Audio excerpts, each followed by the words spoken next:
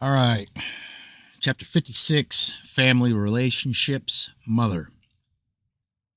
See that your mother never lacks warmth and sustenance. Cherish her in her declining years as she once cherished you. None will ever give you the love and tenderness that she bestowed upon you, and you will never have but one mother. In these days of your helplessness, she carried you In the days of your helplessness, she carried you as a heavy load. You were as a yoke upon her neck and a chain at her ankle. Because of you, many pleasures were denied her and her freedom curtailed. She cleaned you when you were dirty. She bathed and salved the sores on your body. She felt no disgust when you lay in your excrement. She supported you with comfort in your infantile helplessness. She never denied your plea when you cried for her breast and you lay in her arms content in the knowledge of love and security. You grew beyond the years of infancy and were placed in the place of instruction. While you chanted your letters and absorbed the knowledge that fell from the lips of the masters, did she not come through the heat of the day unfailingly? Did you ever lack food or drink or the solace of her tenderness? When the task placed upon you was arduous and your heart was heavy with the birth pangs of inspiration, when you despaired of success, did she not lighten your burden with encouraging words? Did she not make your homecoming an hour of joy and your playtime an hour of gladness? Did she not encompass your life with understanding and compassion? Did the spring waters of her affection ever run dry? Where are the limits of a mother's love? When filled with the vigor of manhood and glowing in the pride of your strength, turn your eyes to her gray hairs and bent back and let compassion rule your heart. Gaze upon the wrinkled brow and furrowed cheek, the face etched with self-denial and care. How much of this have you written there?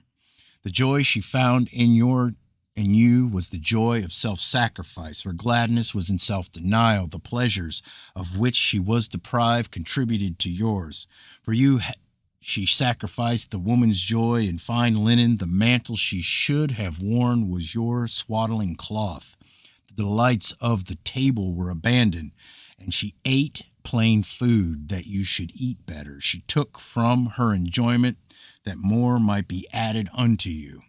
Now that you are a man and have outgrown the need for her solicitude and care, put her not aside in the lower chamber. Give her sustenance from the first fruit of your labors and cherish her as the most precious of all your treasures. Let her hold her place in your household and enjoy the respect that is her due. Let her never come to pass that she has caused a complaint to God regarding your treatment.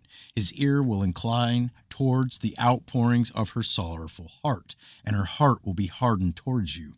Misfortune and affliction will be visited upon you and eat away the contentment of your days. The indifference to your mother's welfare will not go unheeded among men, and they will avoid your company. In her declining years, lend her the support of your strong arm. Relieve her of the burden of labor. Treat her with affection and speak to her gently. Do nothing to cause her grief and bear her infirmities with patience. The afflictions of aging bones will demand your consideration. Let the call not go unheeded. If the years have made her frail, treat her gently, even as in the years long gone by she was gentle with you in the days of your frailty. To a man, a mother represents all the finest qualities in womanhood. Therefore, treat her as the best of all women, and if she falls short of the standard, remember the frailty of all mankind and forget not your own imperfections. The man who abandons his mother to want or leaves her helpless in infirmity is a reproach to manhood and an abomination to God. His soul is an ugly thing, and when it comes forth in the halls of eternity, men will recoil from it in disgust.